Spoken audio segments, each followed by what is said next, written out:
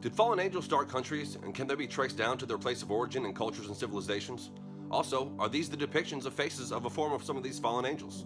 Theory of everything, these fallen angels were dragon gods who started civilizations and taught men stuff that the Book of Enoch and Genesis reference, that mingled with man, bred with them, and taught stuff, specific math and sciences. Let's dig in and see where the clues lead.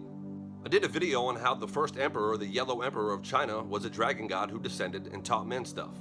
Same pattern in Japan and all over the world. The founder of Japan's royal family is the descendant of one of these dragon gods, the grandson of the first emperor, like a second or third generation Nephilim, which all had different names by the way as their percentage of godhood / fallen angel bloodline went down. Also, this dragon god was said to then live under the sea, just like so many other stories and legends, unlike Tucker Carlson talked about.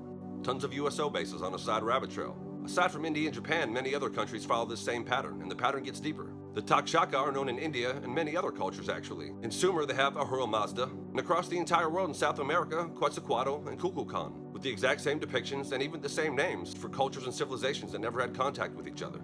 In Basque, which is unconnected to any other language, the word is Dragoi.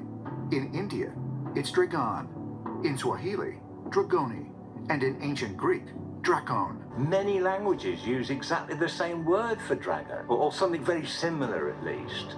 The Philistine god, who looks like a dragon, was called Dagon. In England, you've got dragon. In parts of Finland, you've got Dragon. And in Eastern Europe, you've got Dracul. And then a bit further south, you've got Draco. They all have similar names. How can this be? What's behind all this? These people were not in touch with each other. So how does this come about? The pattern gets deeper. Each of these cultures then set up a priest / shamanic class who build pyramid platform structures aligned to certain stars, who then take drugs basically, channel certain beings and talk to certain gods, and then who all demand a certain thing called sacrifice from the purest, littlest, and the virgin women. For some reason, all these cultures who talk to these beings end up wanting this one certain thing that's inside the human body, from the purest and littlest. These fallen angels who set up cultures all over the world also set up faux Garden of Eden-like genetic engineering centers that you've seen in Sumerian tablets, you've seen it in Egypt, you see it in India, and all over the world.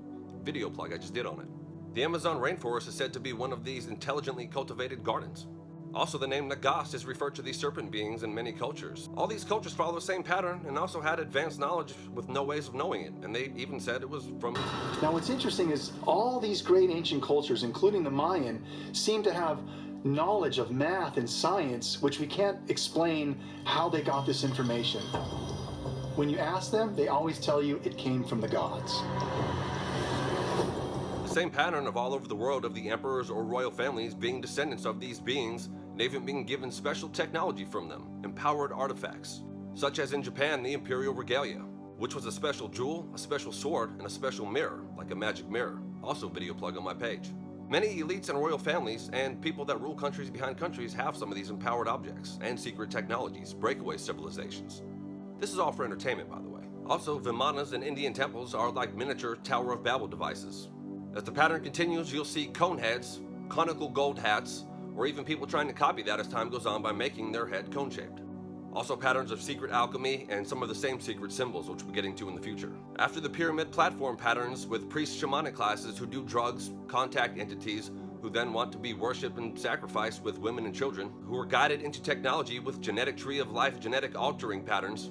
You'll also see the third eye symbol in all of these places all over the world as a universal symbol for being in contact with these entities. Who are these entities? Check out my last video. Quick third eye rabbit hole, which means enlightenment, as in light, illuminate, Illuminati, Lucifer, light bearer. The same light that 33rd degree Masons acknowledge is the true light, it's Lucifer.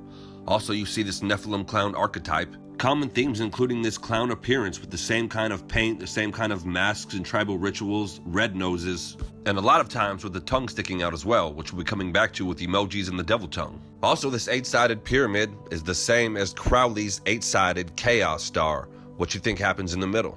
This is definitely not to say you're bad if your culture has participated in any of these things. It's just examining patterns from the ancient world. All these clues in the mainstream still like, nah. The same pattern all over the world, seemingly separate religions, could possibly be all one. The Antichrist will be reconnecting all of these religions into one end-time religion. You already see the framework for it with the patterns I've shown you. Electric stimulation to the dome and ohm-like frequency and frequency displays and patterns are also part of this pattern. In light of all this subjugation and lead to sacrifice and taking of the innocent ones and them always needing stuff, and if you look at all the old gods and how people thought so poorly of the old gods because they didn't care about people and only wanted stuff, Jesus actually came to expose this matrix and expose the control of these beings, their real identity, and their control of matrix in this world through religions. Jesus was anti-religion and spoke against religions, even opposing religious leaders of his own time and culture. He spoke of a real God who offered real forgiveness that you wouldn't need to sacrifice anything for. In fact, he would pay the sacrifice. And anybody could be invited from any of these cultures. Any of these people that wanted out of the matrix could be taken out of the matrix. Jesus became our sacrifice, setting us free from religion so we could all connect with Source, the true God. And Paul in the New Testament talks about now how we are to be living sacrifices, loving God first with all our hearts and then our fellow man, putting them above ourselves. Which is why the Matrix hates Jesus, have been programmed to hate him, and all they do is bring up stuff about the church, who again, he opposed. The Matrix target smear campaign. Search the deepest levels of savage truth no matter what. Put on the They Live goggles, go down the rabbit hole, and see where it leads. Undeniable proof on the identity of Messiah coming up. In the meantime, unplug from the Matrix and all the layers of control. Just calling the name above all names. Yeshua. See you next time.